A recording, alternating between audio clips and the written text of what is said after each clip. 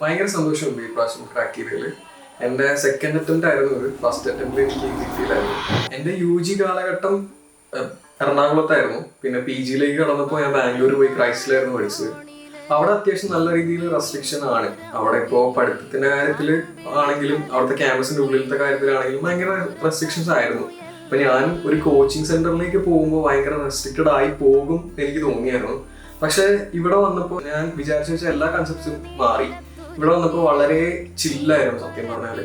ഇവിടെ എല്ലാവരും, അതായത് നമ്മുടെ സീനിയേഴ്സ് ആണെങ്കിലും നമ്മളിവിടെ വന്ന പിള്ളേരാണെങ്കിലും നമ്മുടെ സാറുമാരാണെങ്കിലും എല്ലാവരും നല്ലൊരു എൻവയൺമെന്റ് നമുക്ക് ക്രിയേറ്റ് ചെയ്ത് തന്നു.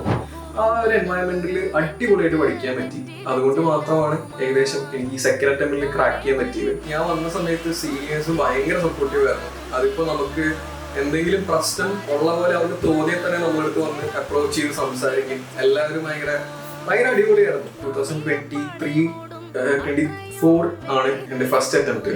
അത് ആക്ച്വലി ഇവിടുത്തെ സാറുമാർ പറഞ്ഞു ടെൻഷൻ അടിക്കരുത്. പക്ഷെ അവിടെ പോകുമ്പോൾ നമുക്ക് ടെൻഷൻ അടിച്ചു പോയി. അങ്ങനെയാണ് എൻ്റെ കയ്യിൽ നിന്ന് ആ പരീക്ഷ പോകുന്നത്. അതായത് സെക്കൻഡ് അറ്റംപ്റ്റിലേക്ക് വരുമ്പോഴാണ് ബാക്കി ഈ പറഞ്ഞ എല്ലാ എക്സാംസ് ക്വാളിഫൈ ആവുന്നത്. ആ എക്സാംസ് ഒക്കെ ക്വാളിഫൈ ചെയ്ത് ക്വസ്റ്റ്യൻ ചെയ്യുന്ന രീതി, ക്വസ്റ്റ്യനെ ഫേസ് ചെയ്യാൻ ഒരു രീതിയുണ്ട്. ആ രീതി ആക്ച്വലി കിട്ടിയത് സാറുമാരുടെ ഹെൽപ്പ് കൊണ്ടാണ്.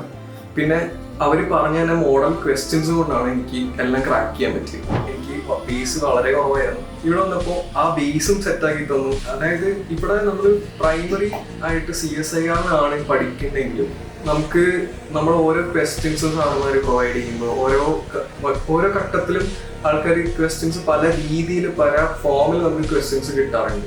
അതെന്നെ വളരെ ഹെൽപ്പ് ചെയ്തിട്ടുണ്ട്. ഇപ്പോൾ നമ്മളിപ്പോൾ ഒരു ക്വസ്റ്റ്യൻ പേപ്പർ കാണുമ്പോൾ അതിനകത്ത് നമുക്ക് അറിയാവുന്ന ഒരു ചോദ്യം ഉണ്ടെങ്കിൽ അത് ഭയങ്കര സ്ട്രെസ് കുറക്കുന്നൊരു സംഭവമാണത്. എൻ്റെ ഫസ്റ്റ് അറ്റംപ്റ്റിൽ ക്വസ്റ്റ്യൻ എനിക്ക് മൊത്തത്തിൽ ആൻസർ ചെയ്യാൻ പറ്റിയിരുന്നില്ല.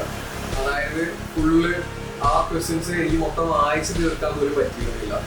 നമ്മുടെ സെക്കൻഡ് അറ്റംപ്റ്റിലേക്ക് വന്നപ്പോഴാണ് ആ സ്ട്രാറ്റജി കൂടെ എടുക്കേണ്ടി വന്നത്. അതായത് ക്വസ്റ്റ്യൻ വായിക്കാതെ, ക്വസ്റ്റ്യൻ ഭയങ്കര ലോങ് ആയിരിക്കുമല്ലോ, അപ്പോൾ ക്വസ്റ്റ്യൻസ് വായിക്കാതെ അതിൻ്റെ ഓപ്ഷൻസ് നോക്കി നമുക്ക് സോർട്ട് ചെയ്യാൻ പറ്റും. അതായത് ഇപ്പോൾ ഞാൻ മെയിൻലി ചെയ്തിരിക്കുന്നത് ആ ക്വസ്റ്റ്യൻ്റെ ഓപ്ഷൻ വായിക്കും. എനിക്ക് അറിയാവുന്ന 4 ഓപ്ഷൻ ആണെങ്കിൽ അത് ഓപ്റ്റ് ചെയ്യും. അങ്ങനെ ഒരു സംഭവമായിരുന്നു ഞാൻ ചെയ്തുകൊണ്ടിരുന്നത്. LSA എല്ലാവർക്കും ഞാൻ റെക്കമെൻഡ് ചെയ്യും. ജൂനിയേഴ്സ് ഇപ്പോൾ പാസ് ഔട്ട് ആയ ആൾക്കാർ സീനിയേഴ്സ് വിളിച്ചപ്പോൾ ഞാൻ LSA റെക്കമെൻഡ് ചെയ്യും. കാരണം LSAയിൽ വന്നാൽ അത് നമുക്ക് JRF കിട്ടും. അത് എത്ര നാൾ എന്നൊന്നുമില്ല, ഫസ്റ്റ് അറ്റംപ്റ്റിൽ തന്നെ കിട്ടാവുന്നുള്ളൂ JRF. Trust LSA.